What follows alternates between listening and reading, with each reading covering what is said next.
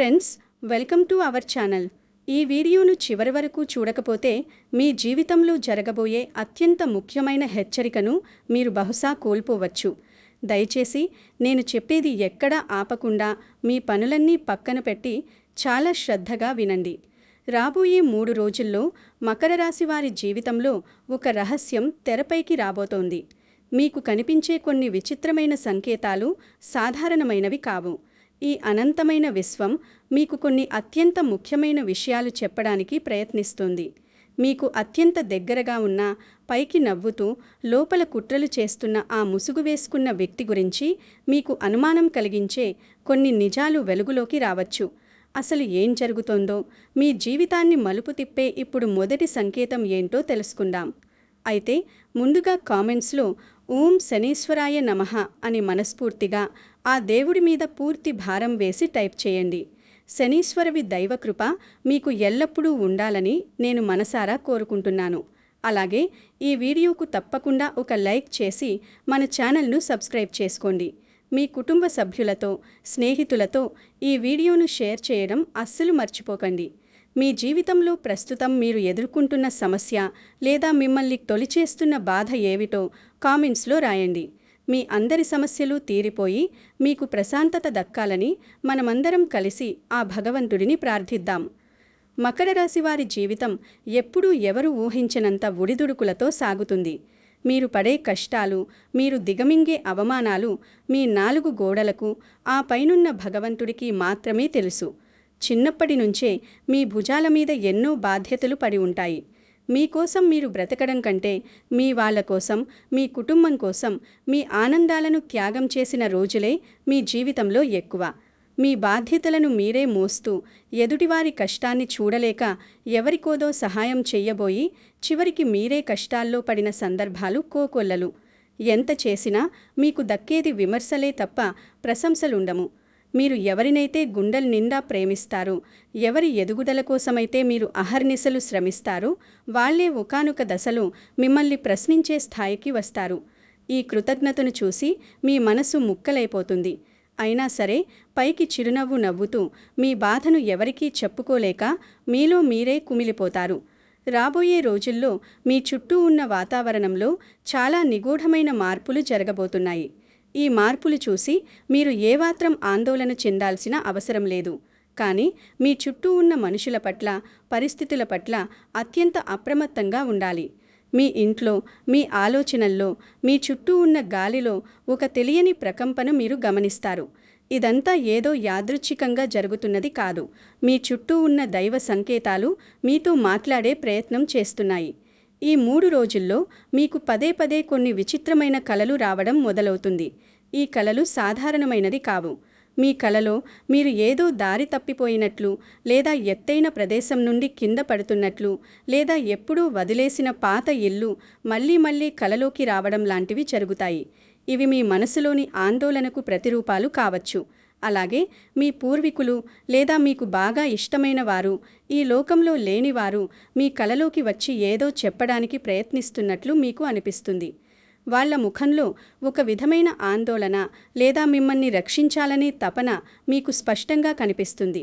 కొంతమంది ఆధ్యాత్మిక విశ్వాసాలు ఇలాంటి అనుభూతులను మన పితృదేవతలు లేదా దైవకృప మనకు ఇచ్చే ముందస్తు సంకేతాలుగా భావిస్తారు. మీ అంతర్మనస్సు మీకు ఏదైనా ఆపద రాబోతున్నప్పుడు లేదా ఎవరైనా మిమ్మల్ని మోసం చేయబోతున్నప్పుడు ఇలాంటి అత్యంత శక్తివంతమైన హెచ్చరికలు జ్యోతిష్య నిపుణులు సైతం నమ్ముతారు.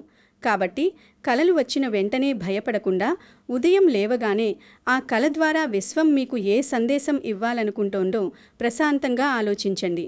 ఇక్కడి 90% మంది చేసే పొరపాటు ఇదే.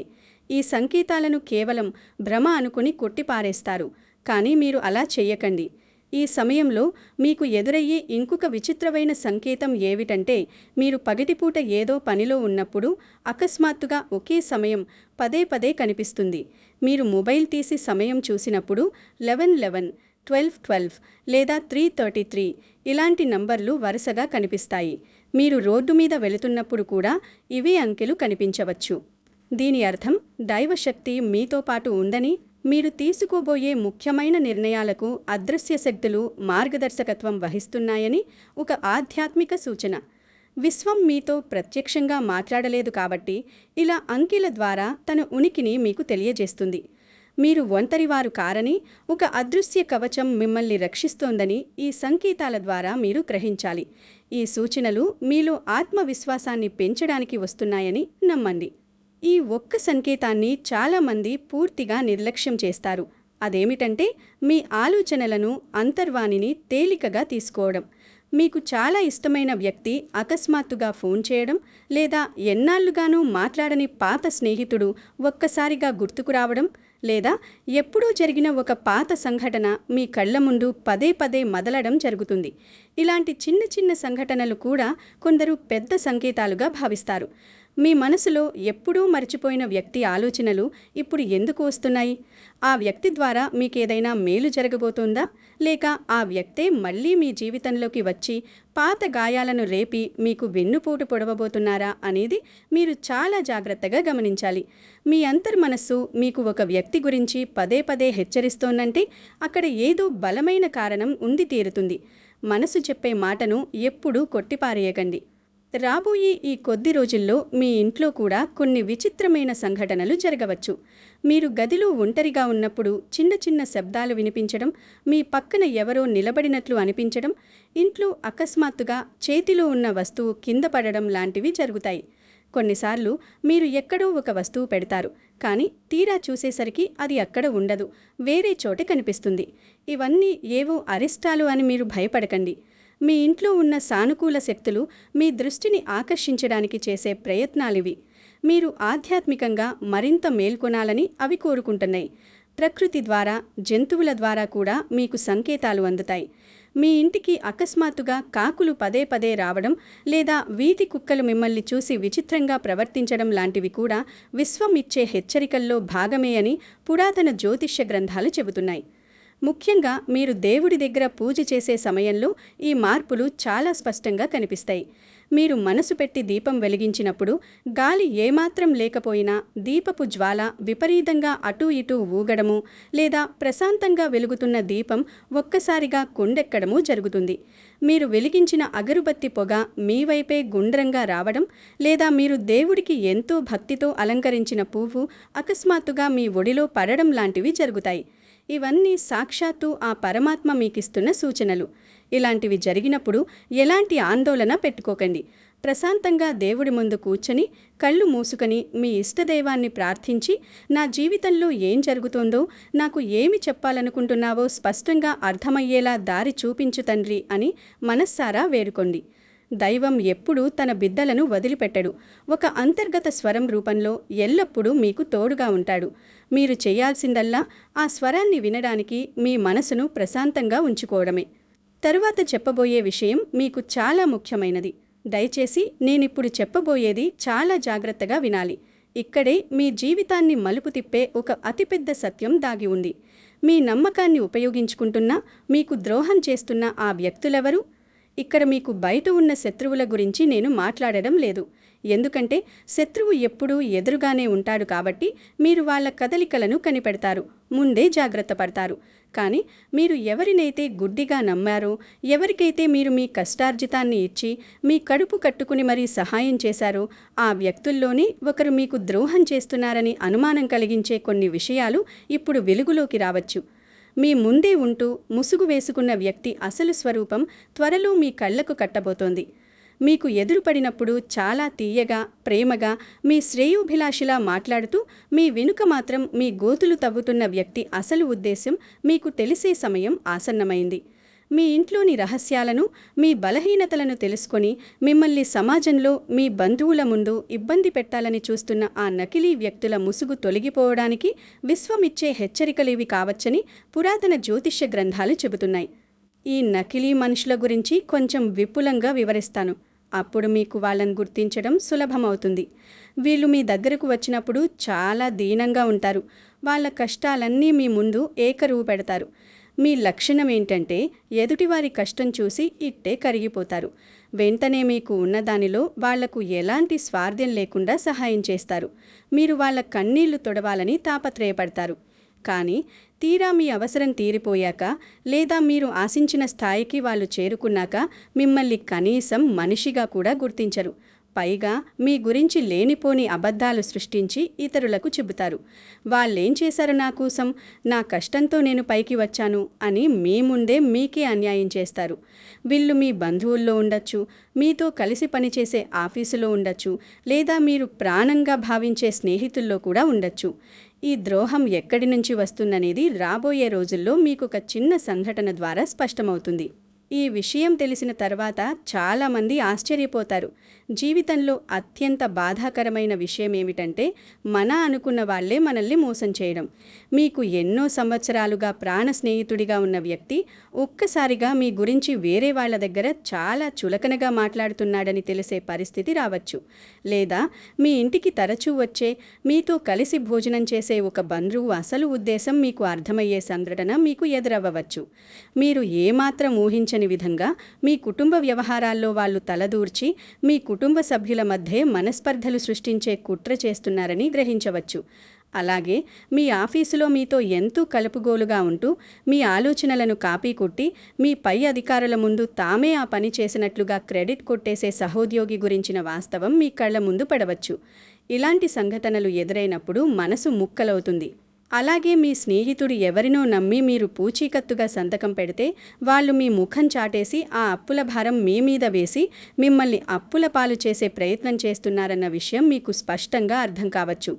ఈ విషయాలు వింటున్నప్పుడు ఇవి ఎప్పుడో మీకు జరిగినట్లు అనిపిస్తూ ఉండవచ్చు.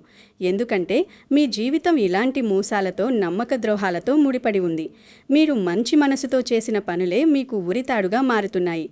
ఇలాంటి ద్రోహాలు, కుట్రలు తెలిసినప్పుడు ఎంతటి వారికైనా గుండె పగిలిపోతుంది. నేను నా ప్రాణం కంటే ఎక్కువగా నమ్మిన వ్యక్తి, నా ఎదుగుదల చూసి సంతోషిస్తాడు అనుకున్న వ్యక్తి నా పట్ల ఇంత కర్కశంగా ఎలా వ్యవహరించాడు అని మీరు రాత్రంతా నిద్రపోకుండా కుమిలిపోతారు.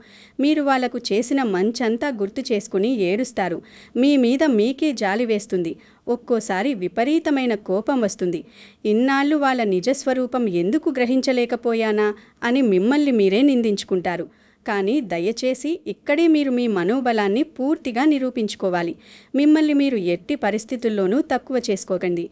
మీరు మోసపోయారంటే మీరు అమాయకులని కాదు, మీరు వాళ్ళకంటే ఎంతో స్వచ్ఛమైన మంచి మనసు ఉన్నవారని అర్థం. మీ మంచితనమే వాళ్లకు అవకాశమయ్యింది. ఆ మంచితనాన్ని మీరు ఎప్పటికీ కోల్పోకూడదు. కానీ మీ నమ్మకాన్ని మాత్రం ఇకపై ఎవరికీ అంత సులభంగా ఇవ్వకూడదు.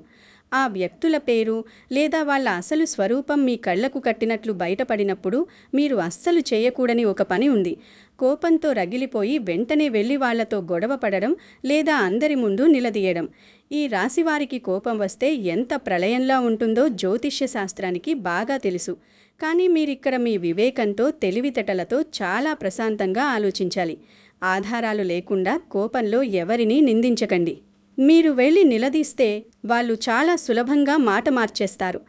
పైగా నేను అలాంటివాడిని కాదు, నువ్వే నన్ను అపార్థం చేసుకుంటున్నావు, నీ మనసే విషం అని ఎదురుదాడి చేసి కన్నీళ్లు పెట్టుకుని మిమ్మల్ని అందరి ముందు దోషిగా నిలబెడతారు. వాళ్లకు నాటకాలు ఆడటం చాలా బాగా తెలుసు. అందుకే వాళ్ళు చేస్తున్న మోసాన్ని మీరు గమనిస్తున్నారని, వాళ్ళ అసలు రంగు మీకు తెలిసిపోయిందని వాళ్లకు అస్సలు తెలియనివ్వకూడదు. శనీశ్వరుడు సాక్షాత్తు కర్మఫలదాత, న్యాయాధికారి. మకర రాశికి అధిపతి అయిన ఆ శని భగవానుడు మీ జీవితంలో ఉన్న చెత్తను శుభ్రం చేయడానికి నిర్ణయించుకున్నాడు. మీరు పడుతున్న ఈ మానసిక క్షోభ అంతా ఆయనకు తెలుసు. ఇన్ని రోజులు ఆ తప్పు చేసిన వారికి ఆయన ఎన్నో అవకాశాలిచ్చాడు. మారతారేమో అని చూశాడు. మీ పట్ల వాళ్ళు చేసిన తప్పులను వాళ్లే సరిదిద్దుకుంటారేమో అని ఎదురుచూశాడు. కానీ వాళ్ళు ఏమాత్రం మారలేదు. పైగా వాళ్ల అహంకారం మరింత పెరిగింది. అందుకే ఇప్పుడు మీ పూర్వీకుల ఆశీర్వాదం మరియు దైవకృప వలన వాళ్ల పాపాలు బట్టబయలయ్యే సమయం ఆసన్నమైంది. ఈ పరిస్థితులను చూసి మీరు ఏమాత్రం భయపడకండి. ఇది మీకు ఆ దేవుడిస్తున్న అతిపెద్ద బహుమతి అని భావించండి.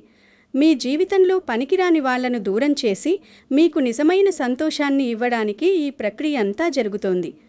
మీరు పడిన ప్రతి కష్టానికి, మీరు కార్చిన ప్రతి కన్నీటి బొట్టుకు పూర్తి న్యాయం జరిగే సమయం దగ్గర పడింది. శనిదేవుడు ఎవరికీ అన్యాయం చెయ్యడు. అలాగని కావాలని తప్పు చేసిన వారిని ఊరికే వదిలిపెట్టడు. ఆయన కొట్టే దెబ్బ ఎలా ఉంటుందంటే ఏ చప్పుడు కాకుండా వాళ్ళ జీవితకాలమంతా గుర్తుండిపోయేలా ఉంటుంది. కాబట్టి మీ న్యాయాన్ని ఆ దేవుడికే వదిలేయండి. మీ చేతులతో మీ శత్రువులకు శిక్ష వెయ్యాలని ఎప్పుడూ చూడకండి. చాలామంది తమ మనసులోని ఎంతటి భయంకరమైన బాధనైనా బయటకు చెప్పుకోలేరు. అన్నీ తమలోనే దాచుకుని మనసులోనే ఏడుస్తారు. ఈ విపత్కర పరిస్థితుల్లో మీరు చేయవలసిన అతి ముఖ్యమైన పని ఏమిటంటే కేవలం మౌనంగా ఉండటం. మౌనమనేది శత్రువును సైతం భయపెట్టే అత్యంత పదునైన ఆయుధం. పరిస్థితులను ఒక ప్రేక్షకుడిలా కేవలం గమనిస్తూ ఉండండి. ఎవరు మీతో ఏ ఉద్దేశంతో మాట్లాడుతున్నారు, ఎవరు మీ గురించి ఇతరుల దగ్గర ఏం చెబుతున్నారు అనేది చాలా సూక్ష్మంగా పరిశీలించండి. మీ అంతరాత్మే మీకు అతిపెద్ద గురువు అని ఎప్పటికీ మరిచిపోకండి. ఎవరైనా ఒక వ్యక్తిని చూసినప్పుడు లేదా వాళ్లతో మాట్లాడుతున్నప్పుడు మీ మనసులో అకారణంగా చిరాకు లేదా అకారణమైన భయం కలిగితే వెంటనే ఆ వ్యక్తికి వీలైనంత దూరంగా ఉండటం మంచిది.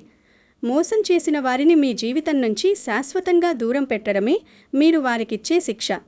కోపంతో ఊగిపోయి వాళ్లను నానా మాటలు తిట్టి వాళ్లకు మీ విలువైన సమయాన్నిచ్చి మీ శారీరక మానసిక శక్తిని వృధా చేసుకోకండి. ప్రశాంతంగా ఎటువంటి శబ్దమూ చెయ్యకుండా వాళ్లతో ఎలాంటి వాదనకు దిగకుండా సున్నితంగా వాళ్లను మీ జీవితం నుంచి కట్ చేసేయండి. వాళ్ళు ఫోన్ చేస్తే తీయకండి. కలిసినప్పుడు కేవలం ఒక నవ్వు నవ్వి పక్కకు తప్పుకోండి. వాళ్లకు మీ వ్యక్తిగత విషయాలు, మీ ప్రణాళికలు చెప్పకండి.